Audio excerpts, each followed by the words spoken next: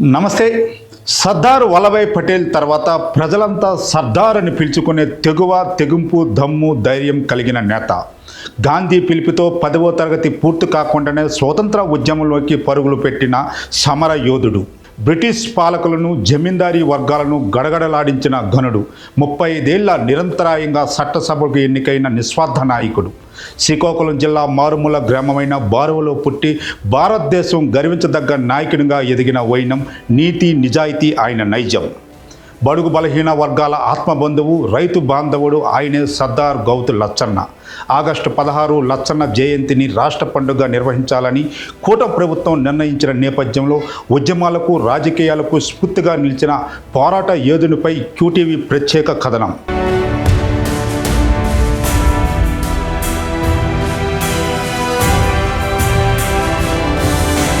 శ్రీకాకుళం జిల్లా బారువలో 1909 ఆగస్టు 16న గీత కార్మిక గౌడ కుటుంబానికి చెందిన చిట్టయ్య, రాజమ్మ దంపతుల 8వ సంతానం గౌతు లచ్చన్న.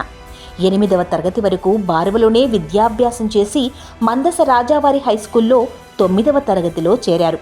అయితే చెడు సహవాసాలు, వ్యసనాల కారణంగా 9 తప్పడంతో శ్రీకాకుళం ఉన్నత పాఠశాలలో చేర్చారు. అక్కడే ఆయన జీవితంలో మార్పుకు తొలి అడుగు పడింది. అక్కడ జగన్నాథం పంతులింట్లో ఉండి చదువుకుంటూ డ్రిల్ మాస్టర్ నేమాని నరసింహమూర్తి శిక్షణలో జాతీయ భావాలను అలవరుచుకున్నారు. విద్యార్థి జీవితం, జీవన విధానం, ఆలోచన ధోరణిలో మార్పు, జాతీయత అనే ప్రాథమిక రాజకీయ పాఠాల్ని ఆయన వద్దనే నేర్చుకున్నారు. అప్పటికి లచ్చన్నకు 21 సంవత్సరాలు. 1929-30 విద్యా సంవత్సరం స్కూల్ ఫైనల్ పరీక్షకు ఎంపికవగా మెట్రికులేషన్ చదువుతుండగానే గాంధీజీ పిలుపు విని విద్యకు స్వస్తి చెప్పి స్వాతంత్ర్యోద్యమంలోకి అడుగులు వేశారు లచ్చన్న. 1930లో గాంధీజీ చేపట్టిన ఉప్పు సత్యాగ్రహానికి ప్రభావితమైన లచ్చన్న బావర వద్ద సముద్రపు నీటితో ఉప్పు తయారు చేసి ఆ డబ్బుతో ఉద్యమాన్ని నడిపారు.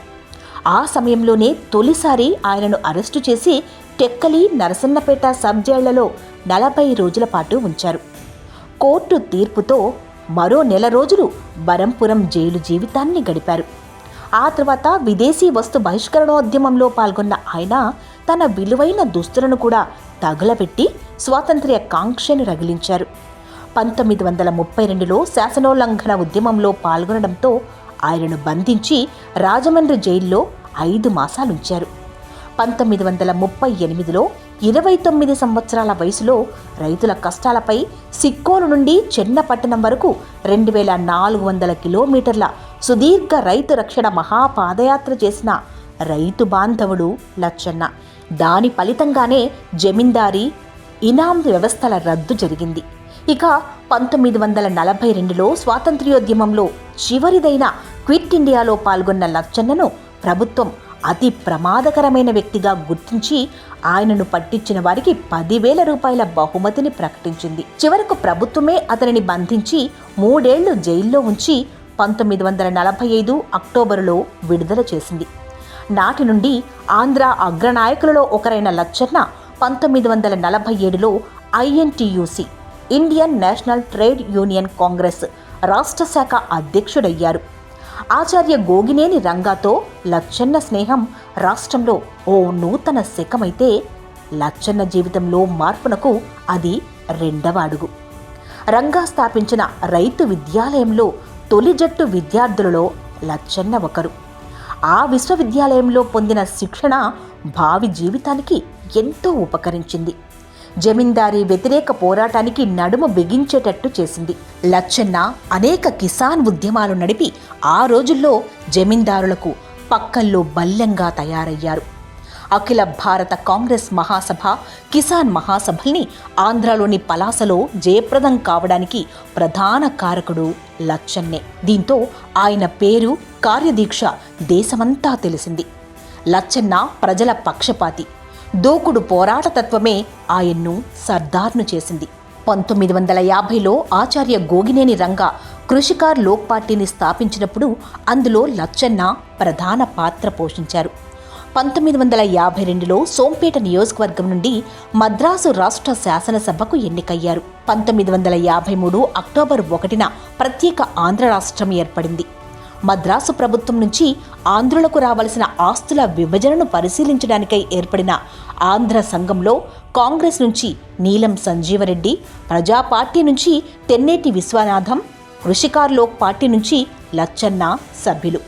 సర్దార్ గౌతు లచ్చన్న 3 తరాల ఉద్యమాలకు సాక్షిభూతంగా నిలిచారు. వాటిలో ఒకటి జాతీయ ఉద్యమం, రెండవది ఉమ్మడి మద్రాసు నుంచి విడిపోవాలని చేపట్టిన ఆంధ్ర ప్రత్యేక ఉద్యమం, మూడవది ఆంధ్రప్రదేశ్ అవతరణ అనంతరం సాగిన జై తెలంగాణ జై ఆంధ్ర ఉద్యమం. అన్యాయాలను ఎండగట్టడం, అక్రమాలను తోలనాడడం లచ్చన్న నైజం. అంటరానితనంపై ఆయన కత్తి జొలిపించారు. రాత్రిపూట పాఠశాలలు నిర్వహించి బడుగు వర్గాలకు విద్యాభివృద్ధికి కృషి చేశారు. హరిజనులకు దేవాలయాల్లో ప్రవేశం కల్పించారు. అందువలనే ఆయన 35 సంవత్సరాల పాటు నిరంతరాయంగా చట్టసభలకు ఎన్నికవుతూ వచ్చారు. ప్రజల్లో విశేష పలుకుబడి కలిగిన ఆయనకు నాటి సీఎంలు టంగుటూరి ప్రకాశం పంతులు, బెజవాడ గోపాల్ రెడ్డి మంత్రివర్గంలో చోటు కల్పించారు. రాష్ట్ర సర్వతోముఖాభివృద్ధికి అవసరమైన కార్యక్రమాలను, చట్టాలను ఆయన చేశారు. అధికారంలో ఉన్నా లేకున్నా రైతుల హక్కుల కోసం, కార్మికుల ప్రయోజనాల కోసం, దళితులు, బహుజనుల బాగు కోసం అలుపెరగని పోరాటం చేశారు. బ్రిటిష్ పాలకులు, జమీందార్లపై సాగించిన ఉద్యమంలో ఆయన ప్రదర్శించిన ధైర్య సాహసాలకు ఆశ్చర్యపోయిన ప్రజలు ఆయన్ను సర్దార్ అని పిలుచుకున్నారు. సర్దార్ అంటే సేనాని. మన దేశంలో ఆ పేరు గడించింది ఇద్దరే. ఒకరు సర్దార్ వల్లభాయ్ పటేల్, మరొకరు గౌతు లచ్చన్న. జమీందారీ వర్గాల వ్యతిరేక పోరాట వీరునిగా ప్రజా హృదయాలలో ఆయన స్థానం చెక్కుచెదరనిది.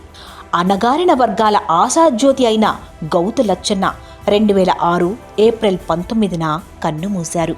పార్టీల కన్నా ప్రజలే ముఖ్యమనుకుని పనిచేసే ప్రజల మనిషిగా ముద్ర వేసుకున్నారు సర్దార్ గౌతు లచ్చన్న గారు. అందుకే ఉమ్మడి ఆంధ్రప్రదేశ్గా ఉన్నప్పుడు సర్దార్ గౌతు లచ్చన్న శతజయంతి ఉత్సవాలకు నాటి ముఖ్యమంత్రి దివంగత నేత వైఎస్ రాజశేఖర రెడ్డి హయాంలో ఘనంగా నిర్వహించారు. మళ్ళీ 16 ఏళ్లకు నేడు కూటమి ప్రభుత్వం ఆయన జయంతి రాష్ట్ర పండుగ నిర్వహించడం సర్దార్ గౌతు కుటుంబానికి మరియు అభిమానులకు, ఆయన పుట్టిన జిల్లాకు గౌరవాన్ని ఇచ్చింది.